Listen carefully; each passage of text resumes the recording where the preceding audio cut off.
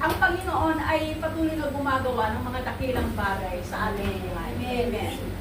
Praise God. At ang Panginoong Jesucristo ay siya po ay nanalangin sa ating Diyos Ama. Alam naman natin na ang Panginoong Jesucristo, siya po ay nagkatawang tao. Diyos siya na nagkatawang tao. Yung po yung sinasabi sa Philippians chapter 2, na hinubad niya yung kanyang pagka-Diyos at siya ay namuhay bilang isang tao.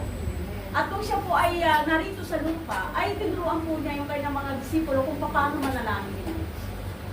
Hindi kung ano ang ipapanalangin. Kundi tinuruan sila how to pray. At ang sabi niya, ganito kayo manalangin. Sa Matthew chapter 6, verse 9 and 10, Our Father, who art in heaven, hallowed be your name. Your kingdom come. Your will be done here on earth as it is in heaven. Ano po yung sinasabi dito? Ano po yung nais ipaabot sa atin ng Panginoon ngayon? Dito sa mga talata na aking binasa, na itinuro mismo ng Panginoon Jesucristo, ito ay patungkol sa paghahari ng Diyos. Ito ay patungkol sa kaharian ng Diyos. Ito ay patungkol sa kanyang kalooban. Ito po yung sinasabi niya. At paano naman dumarating ang paghahari ng Diyos sa ating buhay, sa iyong buhay, sa bawat buhay natin na narito? Paano dumarating ang paghahari ng Diyos? Dumarating ang paghahari ng Diyos sa pamamagitan ni Kristo Jesus. Si Kristo Jesus, siya po yung pamagitan sa atin. Isang tagapamagitan. Sabi nga sa talata, sa 1 Timothy chapter 2, verse 5, na mayroon pong isang Diyos at isang tagapamagitan, ang ating Panginoong Jesucristo. At ang pangalawa, kaya dumarating yung paghahari ng Diyos sa atin, maliban doon sa mediation ng Panginoong Jesucristo, ay ang krus ng Panginoong Jesucristo. Ang Panginoong Jesucristo, siya po ay ipinanganak para ipako sa krus.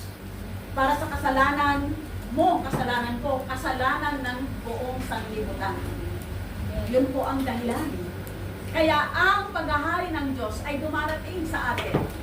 Pangatlo, kaya dumarating ang paghahari ng Diyos ay dahil sa banal na Espiritu Santo na nananahan sa bawat tumanggap, kumilala kay Kristo bilang Panginoon at tagapagligtas. Kaya ang banal na Espiritu Santo nasa ating kalagitnaan ngayon. Amen. Nasa ating puso siya ngayon. Amen. So eto po, ganito po dumarating ang paghahari ng kaharian ng Diyos. Kaya nga sinasabi sa salita ng Panginoon na kailangan tanggapin natin. Sabi ganun, pagbaba ng banal na Espiritu Santo, pupuspusin kayo ng kanyang kapangyarihan. Amen. So bawat Kristiyano ay mayroong kapangyarihan, hindi sa sariling lakas, kundi sa pamamagitan ng banal na Espiritu Santo na tinanggap mo noong ikaw ay nakakilala kay Kristo. Na kung hindi ka pa nakakilala kay Kristo, magdesisyon ka ngayon. Nakilalanin siya, tanggapin siya bilang Panginoon at tagapagligtas. Dahil kung hindi, hindi ka paghaharian ng Diyos. Hello. Amen. So ano yung pinakakailangan na gawin natin para maghari ang Diyos sa ating buhay? Number 1, magsisi. Sabihin natin magsisi. Magsisi. Yung po ay nakasulat sa Matthew chapter 3 verse 2 and chapter 4 verse 17. Repent, for the kingdom of heaven is at hand. Pagsisihan ninyo at talikdan ang inyong mga masasamang gawain. Talikdan ang inyong mga kasalanan. So eto ang mga dahilan, kailangan upang tayo ay pagharian ng Diyos. Amen. Amen. Amen. Dahil hindi po lahat na nagsasabi na sila ay Kristiyano ay pinaghaharian ng Diyos. Kundi ito lamang ay yung mga tunay na tumanggap kay Kristo bilang Panginoon tagapagligtas at tumalikod sa kasalanan. So napakahalaga po yung pagsisisi. Sabi ng iba, ang hirap naman yan, tao lang. Nagkakamali rin, nagkakasala rin. Totoo po yun. Kaya lang, ang ating Diyos Ama ay napakabuti sa atin. Na binigyan niya tayo ng solusyon. Walang iba kundi si Jesus na nagkatawang tao na siyang namagitan para sa atin at sa Diyos Ama. Kaya naghahari ang ating Ama sa langit sa ating buhay. Amen. Amen. Tandaan po natin ang Panginoon Kristo, siya po ay nabayubay sa krus, namatay para sa katubusan ng ating mga kasalanan. So, kailangan magsisi. Ano ba ang pagsisisi? Ang pagsisisi, ito yung pagbabago ng isip. Ito yung pagbabago ng ating asal patungkol sa Diyos. Kasi kuminsan, ang iniisip natin ang Diyos, mabuti ang Diyos. Totoo, mabuti ang Diyos. Pero siya ay just. Justice po. Amen. Wag po natin kalilimutan ang mga bagay na yon. Amen? Amen.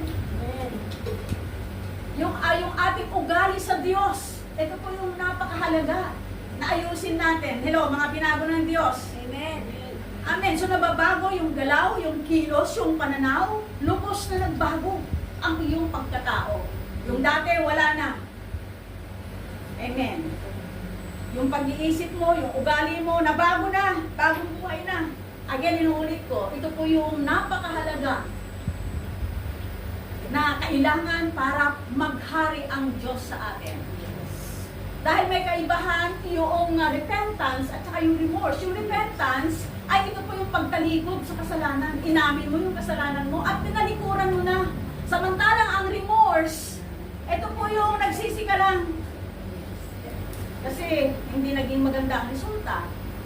Nagsisi ka lang, pero mamaya gagawin mo rin. Ito po yung remorse na sinasabi. Sandali lang. O marahil ikaw ay nagsisi dahil nabuking ka lang. Ito po yung sinasabi salita ng Panginoon. Now, 2 Corinthians chapter 7, verse 10 says, "For godly sorrow produces repentance to salvation." Kung tayo mismo ay nagsisisi, ano po magiging bunga niyan? Yung totoong pagsisisi, pagtalikod sa mga kasalanan, ang bunga nito ay kaligtasan. Ngunit, yung mga nagsisi, mababaw lang ng pagsisisi, ito yung remorse. Kumbaga nalungkot lang sila dahil sa nangyari o resulta ng kanilang bagay na ginawa. Ano po ang ibubunga nun? Sabi salita ng Panginoon, kamatayan. So malaki ang pagkakaiba ng repentance sa remorse. I pray that the Holy Spirit ay patuloy na mangusap sa atin ngayon patungkol sa ating pamumuhay. So ito po mga katagang ito ay napakahalaga po para sa atin. Ang pagsisisi ito yung pagbabago ng ating isip, yung mga ginugusto natin. Kaya pati yung galaw mo, pati yung kilos mo, pati yung pananalita natin, nababago. Amen. Amen. Ito yung nabago na ang iyong puso. Yung puso natin nababago. Ito yung tumatalikod na sa kasalanan tungo sa Panginoong Hesus. At ang bunga nito, kaligtasan. Amen. Amen. Amen. Pero yung remorse, nalungkot dahil sa nagawa niya na nagbunga ng hindi mabuti. Kaya naman ang resulta nun ay kamatayan. So ngayong araw na to, itong araw na to, at this very moment, the Lord is still calling us to repent. Tayo po ay tinatawag niya kasi tayo po ay nagkakasala sa isip, sa salita at sa gawa. So tinatawag niya ang bawat isa ngayon sa atin na magsisi. Ano sabi sa 1 John 1:9? Kung iaaminin lang natin yung ating mga kasalanan na nagkasala tayo, siya ay tapat na tayo ay patatawarin sa ating mga kasalanan at lilinisin sa lahat ng ating karumihan. Amen. So, ang Diyos tumatawag sa bawat isa sa atin. Amen. Na magsisi. At tugunan yung pagsisisi na yun sa pamamagitan ng panibagong pamumuhay. Amen. Prove, sabi salita ng Panginoon, your repentance, kailangan may bunga yan. Nakikita yan, yung sa pagsisisi. Dahil sinabi ng Panginoon Jesucristo na maliban na ang tao ay magsisi, hindi magbago ang pamumuhay, sabi po sa talata, hindi siya paghaharian ng Diyos. Hello, born again. Kung tayo ay tunay na nakakilala sa Panginoon,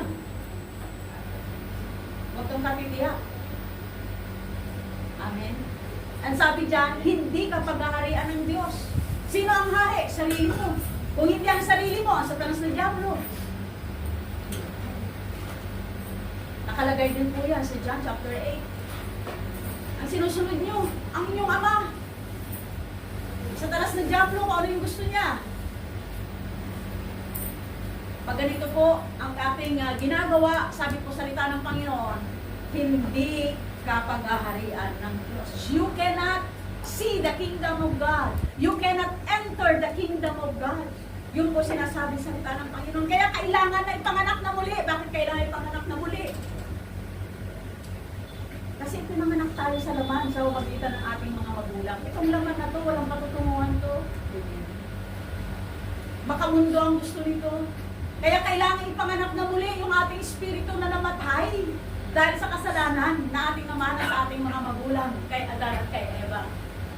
Kaya you must be born again upang pagharian ka ng Diyos sa iyong buhay. Amen. Amen. Pag tayo po ay nakakilala sa Panginoon Kristo, alam po niyo ang banal na Espiritu Santo mismo, ito yung deposito, garantiya na ikaw nga ay anak ng Diyos. Hello mga anak ng Diyos. Amen. Amen. Amen. So lahat ng pinapatnubayan ng Espiritu ng Diyos, anak ng Diyos. Yes. Amen. Kaya naman, dahil tayo ay anak ng Diyos, nasasabi natin, Abba Father, Ama ko, Ama ko. Amen. Hindi mo pwedeng sabihin, Ama ko, kung hindi ka naman sumusunod. Amen. Hindi mo pwedeng sabihin, Ama ko, kung hindi naman siya ang hari sa buhay mo. Amen. Kasi po yung Espiritu ng Diyos at ang ating Espiritu, ito po yung nagbibigay sa atin ng katiyakan na tayo ay mga anak ng Diyos. Hello, mga anak ng Diyos. Amen. Amen. So tayo po ay inaring anak ng Diyos Ama sa langit sa pamamagitan ng ating Panginoong Jesucristo. Inaring anak, pinalaya sa ilalim ng kautusan. Ang lahat ng tao, ang destinasyon po natin ay kamatayan sa impyerno. Pero dahil sa pag-ibig ng Diyos, ibinigay niya ang kanyang bugtong na anak. Yung pinaka-the best, ang Panginoong Jesucristo, na siya umako sa lahat ng ating sala upang tayo ay pagharian ng Diyos. Upang magawa natin yung ninanasa ng Panginoong Jesucristo. Amen? Amen. Hello. Hindi mo pwedeng tawagin o hindi natin maaaring tawagin ang Diyos na Ama natin kung tayo ay hindi anak ng Diyos. Yes, yes. Anak ka nga ba? Amen. Amen.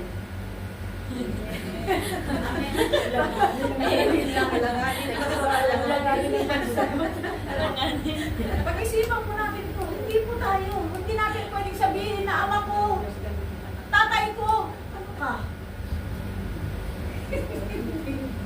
Pwede mo bang tawaging tatay yung tatay ng iba?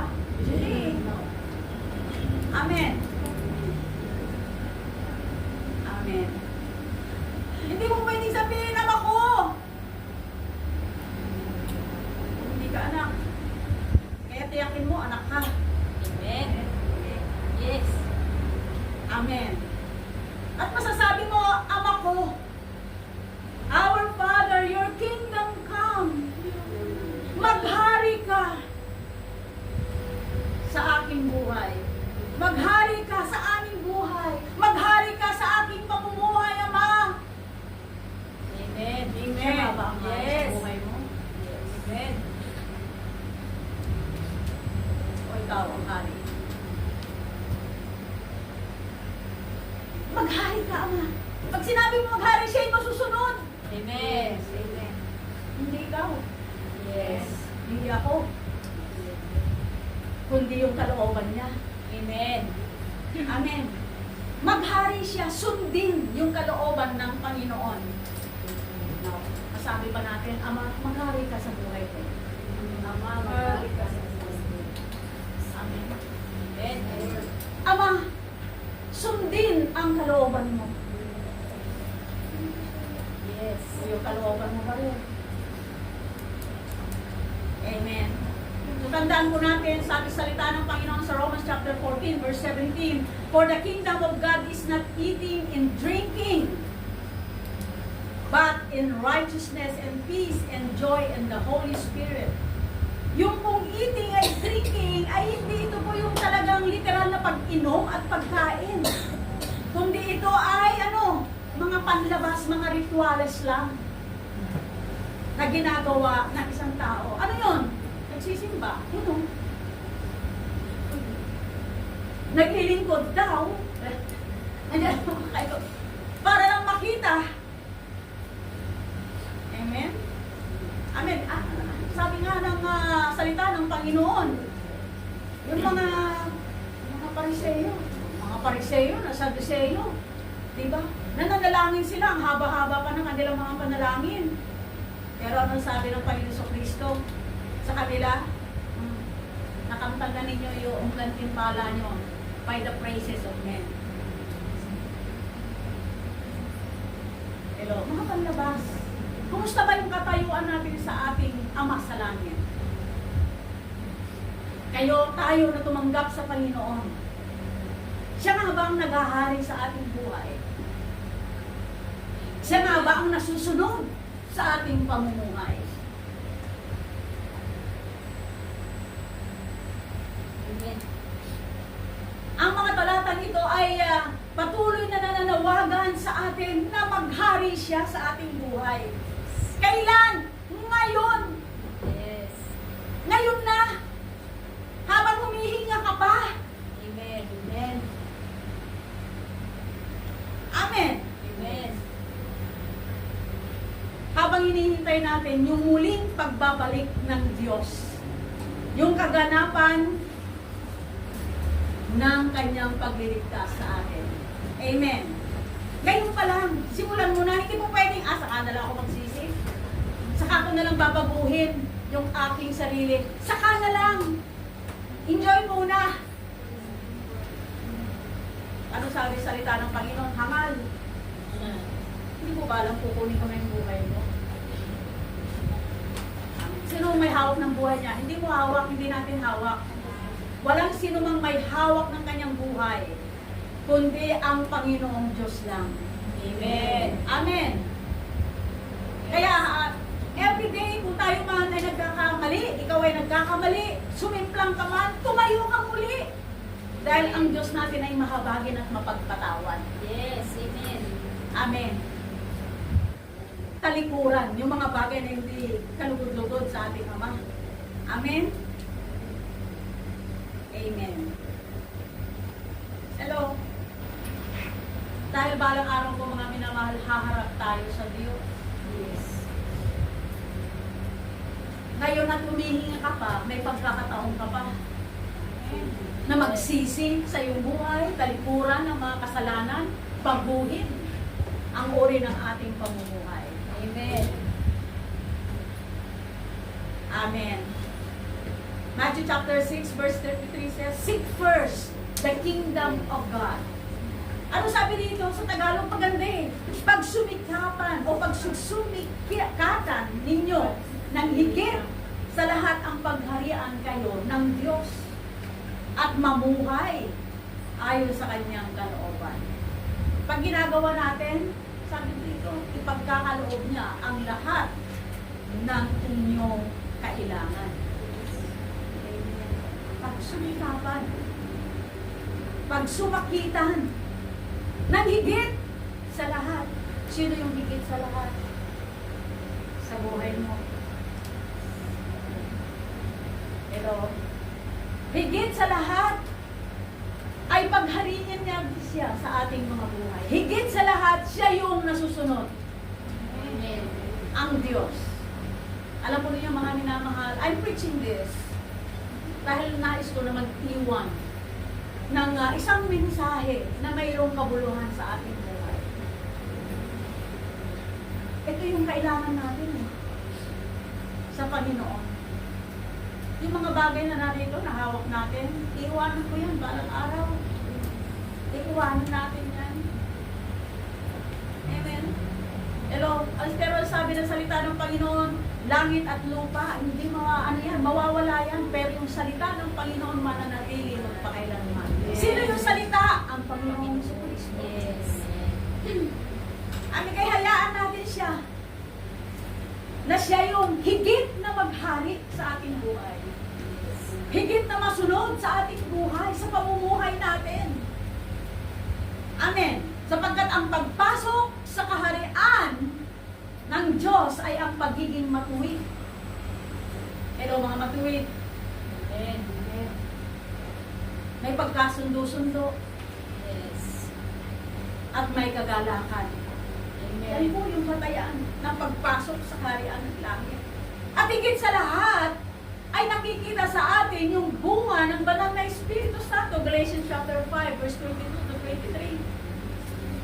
Ano nga ba yung bunga ng banal na Espiritu Santo? Love, joy, peace. Alam mo niyo ito, may love. Kumusta love mo kay God? Panghuli? Hello? Kumusta yung galak mo? Nagagalak ka pa ba o napipilitan na lang? Napunta sa church at sumamba kasi nag-check ng attendance. May kapayapaan ka pa ba sa Panginoon? Ibig sabihin, kampi mo pa ba si Lord? Kumakampi pa ba siya sa'yo? Kampi pa ba kayo? Amen.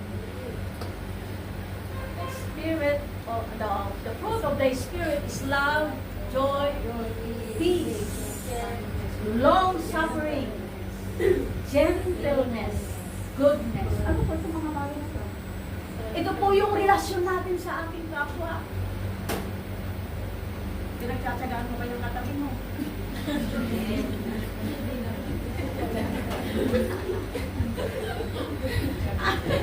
Long-suffering, gentleness. Mahinahon ka pa ba? Pag ganyang medyo nakakairita na siya. Lagi na lang nagsasabi, sasama sa'yo. Ito yung ugnayan natin sa ating kapwa. Na dapat lumalago, nakikita sa atin to. Una yung relasyon natin sa Panginoon. Pangalawa yung relasyon natin sa ating kapwa. Yes. Ano ulit yung mga fruit of the Holy Spirit? Is love, joy, peace, long, kaya nga, long, baby yan, long suffering, gentleness, goodness. Hindi mo iniisahan. Mabuti ka. Mabuti ang pakay ko. Amen. Amen. Pero hindi ka nang hahanting ng maiisahan. Gentleness, goodness, meekness, temperance. Ano to? Ito yung tungkol sa atin. Nandyan mo ba kayo? Amen. Kalooban ng Diyos, una. The way, makisama tayo sa ating kapwa at yung ating sarili. Sabihin natin yung bunga ng banal na Espiritu Santo na dapat makita sa atin. Love, joy, peace, Yes, kindness, goodness, gentleness, faithfulness, and self-control. Dapat ka pa ba? Pero, amen. Narlay self-control. Diba? Nakakainis. Diba yung mga ganun? Amen. Yung self-control natin, kung ano yung ating nakita, labas agad sa bibig, diba? Walang control. Sabi sa salita na ba, kailangan yung ating pananalita ay gawin nating nakakabuti at nakakapagbigay ng lakas sa ating mga kasama. Amen. Kumusta ba yung natin? Sa self-control mo. Nasaan yung gentleness? Diba? Amen. Amen. So itong araw na ito po yung pinapakita sa atin na dapat po tayong lumago. Sa ating ugnayan sa Diyos, lumago tayo sa ating ugnayan sa ating mga kakilala at kaibigan na mabuti at higit sa lahat, ayusin ang ating sarili. Amen. Tandaan po natin, sinabi ng Panginoong Jesucristo that the kingdom of God does not come with observation. Ibig sabihin ng paghahari ng Diyos ay hindi nakikita, yung kaharian niya hindi nakikita. Bakit hindi nakikita? Kasi hindi siya nakikita. Sino nakakita kay Diyos sa Diyos? Hindi siya nakikita. Amen.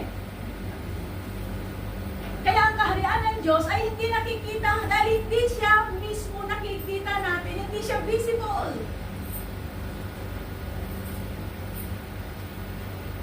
Ang paghahari ng Diyos ay spiritual. Amen. Ano sabi ng Panginoong Jesucristo? Luke chapter 17 verse 21, for the kingdom of God is within you. Yes. Amen. Ang paghahari ng Diyos nasa puso natin, nasa puso mo, nasa puso ng bawat isa sa atin. Dami mo kayong puso mo, siya ba naghahari ka?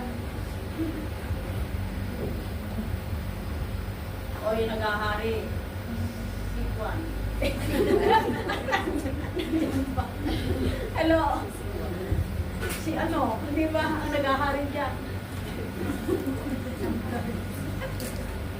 Kundi yung naghahari dyan, mga hinampo, mga sama ng loob.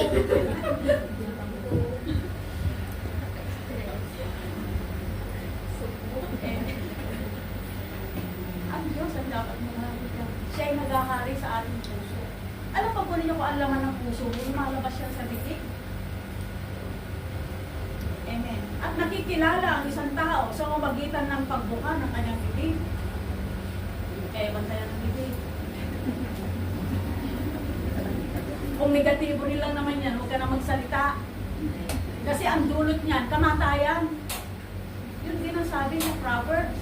Life and death are in the power of the tongue. Amen. The kingdom of God is within you. Nasa puso natin. Nasa puso ng bawat isa sa atin. Amen. Dahil sinabi ng Panginoon, alam po ninyo, pwede nating lokohin at dayain ang isa't isa. Wow, ang banal niya. Wow, ang buti-buti niya. Ang galing pa niya makisama, oh.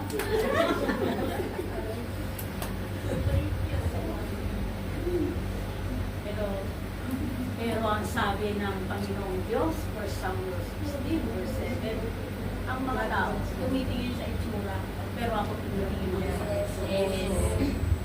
Amen. Pwede tayo mag-plastikan. Mababalik tayo na kami. Amen. Hello? Amen. Pero hindi tinitingnan ni God. Yung postura mo. Yes. Yung postura ko, yung postura natin, tinitingnan niya yung puso. Yes. Amen. Amen. Amen. Alam mo, hindi natin maloloko si God. Sabi nga sa salita ng Panginoon, do not be deceived. God is not mocked. Yes. Yes. Amen. Alam mo, mas kilala tayo ng Diyos kaysa sa pagkakilala natin sa ating sarili. Amen. Amen. Amen. Ang tanda natin, ang paghahari ng Diyos nasa puso natin. Amen. Kumusta yung ministeryo mo? Bakit mo ginagawa yan? Nakatingin si Lord sa puso. Amen. Kaya ang tahimik. Oh, Lord, huwag kang mag-usap sa amin, baguhin mo kami. Amen. So tayo po dapat sa ating pananalangin, sabihin natin sa Panginoon, Lord,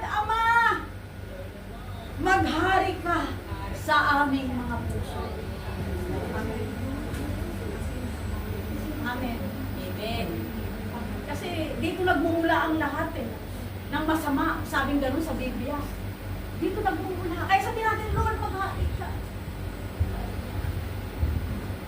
Pag medyo nagagalit ka na, Lord, maghari ka sa puso.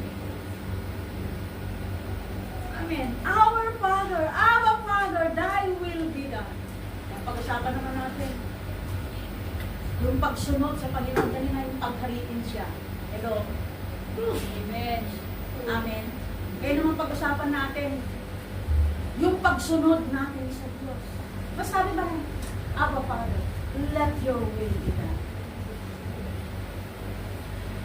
Amen.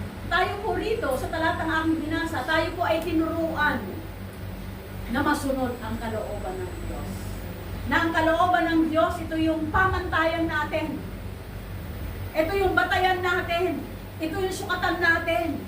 Ito yung namamahala sa mga actions natin. Pag ginawa ko ba ito? Kalooban ba ni God? Hello? Amen. So sa bawat hakbangin natin, sabihin natin sa Panginoon, Panginoon, mangyari, masunod ang kalooban mo. Ibig sabihin, yun ang susundin. Amen. So ang kalooban ng Diyos, ito mismo yung mamamahala, yung mga iniibig mo, yung mga ginugusto mo, yung mga bagay na ninais mo, yung mga bagay na kasiyahan mo. Kaya ka narito, alam mo? Lord. Hello? Lord. Yes. Amen. Amen. Amen ba? Kaya ka narito. Mas pinili mong sumunod sa Kanya. Amen. So tandaan po natin, ang kalooban ng Diyos, masunod ang Kanyang ninanasa sa atin. Ito po yung gabay natin. Gabay at pamantayan natin sa ating pamumuhay. I mean, thy will, ang kalooban mo. Sabi po rito, ang kalooban mo, Panginoon. Hindi ang kalooban ng Satanas na Diablo. Ang kalooban mo, Ama, hindi ayon sa kalooban ko. Amen. Amen. Kumusta ang buhay natin? Buhay mo. Kalooban ba niya? Yung pamumuhay mo ngayon. Yung pinaggagawa natin sa buhay natin. Kalooban ba niya? O kalooban mo? Amen. Alam po ninyo, ang Panginoon Jesucristo, hindi lang siya basta nagturo ng your will be done. Mangyari ang kalooban mo sa akin. Sabi nga sa talita ng Panginoon, sa Philippians chapter 2, siya po hinubad niya yung kanyang pagka-Diyos. At nagkatawang tao siya, 100%. Kaya ang Panginoon Jesucristo, sabi niya, nung siya ay malapit nang ipako sa krus, Ama, kung pwede lang, handanasin niyo. Hello? Huwag nang mangyari yun sa akin. Pero, Ama, kung kinakailangan na inumin ko ang sarong ito, mangyari ang kalooban ko. Amen. Pero marami tayong mga desisyon. Ano yun? Desisyon ba ni God yun? O desisyon mo? O desisyon natin? Mangyari ang kalooban mo, Panginoon, sa buhay ko. Alam mo niyo, mahirap gawin ito eh. Pero iniwanan tayo ng Panginoon Jesucristo na halimbawa at magagawa natin. Why? Because of the Holy Spirit na nasa sa atin. Hindi natin kaya sa sarili natin na sumunod. Pero ginawa ng Panginoon Jesus para sa atin. Kaya kailangan natin si Jesus. Ang Panginoon Jesucristo, alam niya eh, ang haharapin niya, ang lalait ng mga tao. Haharapin niya yung mga hagupit, yung mga latay na talaga rin namang bumabaon pa sa kanyang katawan. yung mga pahirap. Alam niya yun eh. Alam din niya na ipapako siya sa krus. Alam niya yun eh. Alam niya yung kanyang haharapin. Alam niya na siya ay lalaitin. Alam niya na siya ay pahihirapan. Alam niya yun. Ngunit dinala niya yun lahat sa kanyang katawan. Alang-alang sa iyo at alang-alang sa akin. Amen. Amen. Upang ang puot ng Diyos ay hindi na natin maranasan. Kasi ang kabayaran ng kasalanan ay kamatayan sa impyerno. Para hindi na natin maranasan yun. Binata lahat ng Panginoong Kristo, lahat ng kasalanan ng sanlibutan. Amin, sino ba yung nasa sanlibutan? Tayo pa. Amen. Hello. Amen. So kanyang pagkakatawang tao, ayaw niya na pagdaanan yun eh. Kaya hiningi niya sa Ama na wag mangyari, wag na niyang danasin yun. Yung pahirap na yun, yung tiisin na yun. Meron bang mga panalangin ikaw na, oh, wag na magganyan. Huwag na yan. Hiningi niya, Lord, kung pwede, kung mayroong ibang paraan, yun na lang. Hindi ko na kailangan danasin ang may pako sa krus. Hindi ko na kailangan ng laitin, pahirapan. Baka mayroong ibang paraan. Ama, yan ito eh. Pero ano sabi ng Diyos, Ama? Hindi. Sa krus. Amen. Dahil wala nang ibang paraan upang ang ating mga kasalanan ay magkaroon ng kapatawaran. Ang krus ng Panginoon sa Kristo. Wala nang iba. Amen? Amen. So sa kanyang pagkakatawang tao, laman, ayaw talaga niya mamatay sa krus. Ngunit, ano ang sinabi ng Panginoon? Jesus sa kanyang Ama, ayaw ko, Panginoon. Nadanasin niya. Pero dahil gusto mo, nadanasin ko yun. Sige na. Mangyayari ang kalooban mo. Sino nagdaranas ngayon ng yung pagsunog? Lord, nagisin mo nga itong pagsunog na to. Marahil may dinaranas ng pagsunog. Kahirapan. Sabi mo, God, tanggalin mo naman. At kaya hindi. Yan lalago ang pananampalataya ko sa akin. Amen? Yes. Hello? Amen. Diyan ka mapapatatak. Amen? Hello? Narito ho ba kayo? Amen.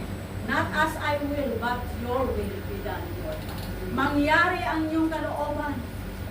Alam ko na sinabi ng Panginoon Kristo, your will be done. Ano ibig sabihin nito? It is a surrender. Pagsuko ng kanyang sarili na gawin ang ayaw niya. Sunod, mahirap talaga sumunod, tama? Yes. Dahil mayroon ka ng ginugusto eh. Pero ang sabi ng Panginoon, sinusuko ko yung gusto ko na ayaw ko na magawa ko, masunod ko. Sabi salita ng Panginoon. Amen. Ayaw ko yan. Ngunit ang sabi niya, salip, anong sabi ng Ama sa kanya? Gawin mo yan. Yan ang kalooban ko. Amen. Amen. Sundin ang iyong kalooban. Alam po ninyo, dito po ay tinuturuan tayo ng Panginoong Kristo na mayroong mga bagay na nais nating gawin. Hello? Meron kang mga bagay na gusto mong gawin. Merong mga bagay na hindi mo feel na gawin. Tama ba yun? Amen. Hello? Pero, sinasabi ng Diyos sa atin, hindi yan ang kalooban ko. Amen? Amen. Hindi yan ang kalooban ko para sa iyo. Amen. Lord, your will be done. Amen. Amen. Amen. Siyempre, sa buhay mo may mga decision ka eh. Amen. Is it His will or your will? Mahirap yun. Nagawin. But praise God! Ang Panginoon Kristo na mamagitan sa atin. Amen. Amen. Ang banal na Espiritu Santo ay sumasa atin para magawa natin ang mga bagay na ayaw natin. Lord, kung ayaw mo, kahit ayaw ko, gugustuhin ko na rin. Amen. Hello? Amen. May tao ba? Amen. So, ang Panginoong Diyos ay sinasabi niya sa atin, siya ang hari. Siya ang dapat nakasunod sa ating buhay. Amen. Amen. Sundin ang kalooban mo. Abba, Father, your will be done. Ito po yung pagsuko ng mga ginugusto natin. Yung ginugusto mo, ano ba yung gusto mo? Ano yung mga iniisip mo? Ano yung mga bagay na nararamdaman mo? Yung ginagawa mo? Hello? I know. Alam niyo, itong mga salitang ito ng Panginoon sa Kristo, napakahalaga para sa atin. Yes. Sino ang dapat masunod ang kalooban? Panginoon. Amen. Sa mga desisyon mo, ang Diyos ang dapat na masunod. Yes. Amen. Amen. Dahil ang Panginoon Jesucristo, tayo po ay hindi niya tinuruan na ganito manalangin. Ganito manalangin, ang karamihan eh. Ako rin dati ganito din eh. Lord, bless me. I-bless mo ang buhay ko, Panginoon. Hello? Yung mga ginugusto ko sa buhay ko, i-bless mo. Yung mga gusto kong gawin, i-bless mo. Hello? Amen. Amen. Sa late na ipanalangin natin sa Diyos na, Lord, let your will be done. Yes. Mangyari, sundin ang kalooban mo sa buhay ko.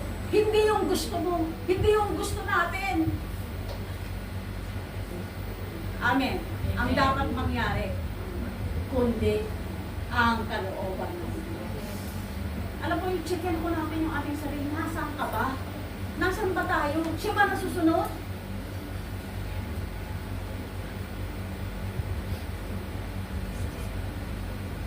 Our prayer is not to be God. I-bless mo, Panginoon, ako sa araw na to, sa pupuntahan ko, sa mga gagawin ko, maglalamyerda ako. I-bless mo, Panginoon, ako. Amen. Hello. Our prayer is not to be God, bless mo ako sa gagawin ko sa buhay ko. Tinuro ba ni Lord John? Sumagot naman kayo kung may hininga pa kayo. Amen. Our prayer is not to be God, bless what I have decided to do.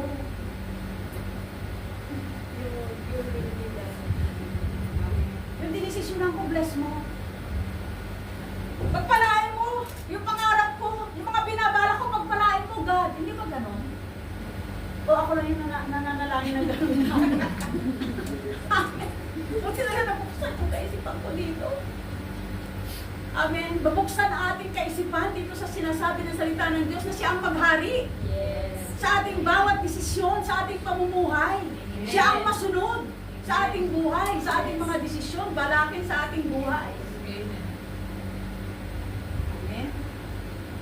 So sa halip ang ating panalangin, anong sasabihin natin?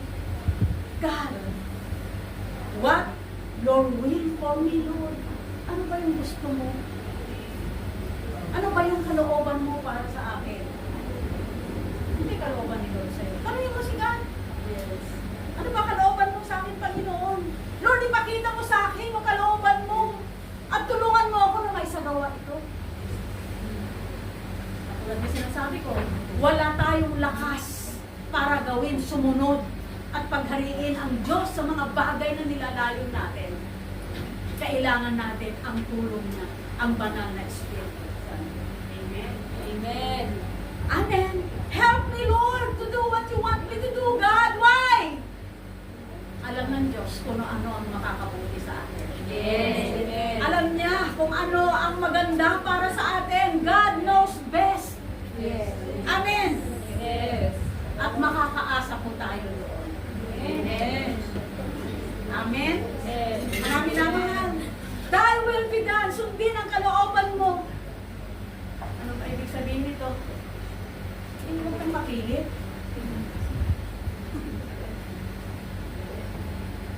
Lord, ano ba ibig sabihin? Thy will be done. Huwag mo ipilit yung gusto mo. Pagkatapos, pag pinilit niya, ginawa niya, Lord, bakit? Nagsisip pa na. Lord. Hello, huwag ipilit. Sabi mo sa sarili mo, huwag ipilit. Pinipilit. Pinipilit. Kumayaw. Amen. Huwag ipilit! Na mangyari yung gusto mo, yung nilalayon mo, huwag ipilit. Amen. Again, mahirap po talaga na pagharinin ng Diyos. Mahirap na sundin yung kalooban niya. Dahil nandito tayo eh. Yes. Ito, kaaway natin to eh. Kaya kailangan ma-born again. Amen. Para maghari si God sa atin, masunod natin yung gusto ni God na sa atin. Amen. Abba Father, your kingdom come, your will be done. Paano po nangyayari na ang Diyos ang siyang maghari, ang Diyos ang dapat masunod sa mga desisyon natin? Pero, kaya maraming nagdidesisyon, baltak. Tapos sinisisi si God. Amen. Amen. Mangyari, Lord, ang kalooban mo sa mga paggawa ko ng mga desisyon. Amen. Amen. Pangalawa, mangyari, sundin ang kalooban niya sa araw na to at sa araw-araw ng ating buhay.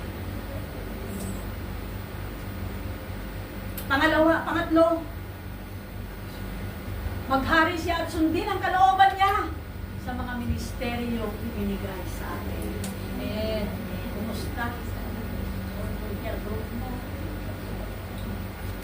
Kumusta yung disciple mo? Pero, pahaw sila. Pahala sila. Amen? Narito mo ba kayo? Yung mga hakbangin, yung mga gawain natin, nakakalagira. Basta lang masabing magawa. Bato-bato sa langit, ang tamaan ay umaray. Kung magsisina. Nagsuno ba kayo, mga minamahal? Amen. Mangyari sa ating pang-araw-araw na buhay ito, mangyari ang kalooban. At magagawa lang po natin yung sa pamamagitan ng banal na Espiritu. Yes. Amen. Amen. Amen. Ipanalangin mo, ipanalangin natin bawat isa sa atin. Ama, maghari ka. Sundin ang kalooban mo sa aking buhay. Amen. Ama, maghari ka. Sundin ang kalooban mo para sa mahal ko sa buhay. Amen. Amen. Pamilya nyo, na hindi mo malaman kung ano nangyayari. Maghari ka, Panginoon. Mangyari ang kalooban mo. Sundin ikaw, Panginoon, ng pamilya ko. Para yung pamilya mo, hindi pa nakakilala sa Panginoon. Para yung pamilya mo, laban pa sa'yo, tinutugsa ka. Eh, kung ikaw naman ay nagtatrabaho naman kayong lahat. Ama, magharing ka sa trabaho ko. Sundin ang kalooban mo. Amen.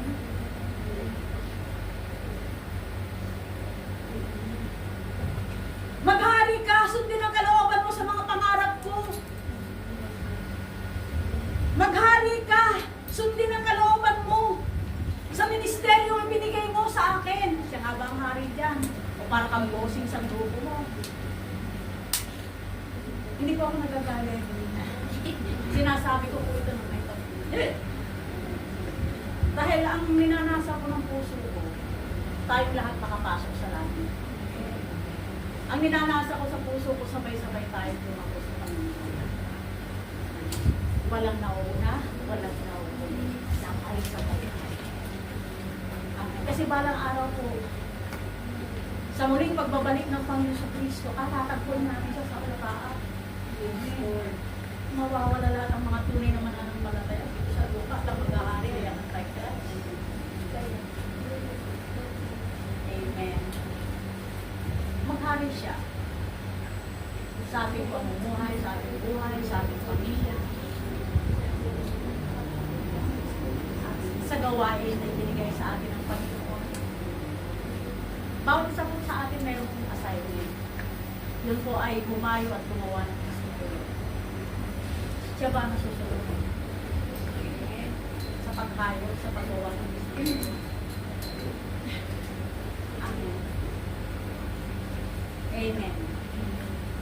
So tayo na po ito ngayon.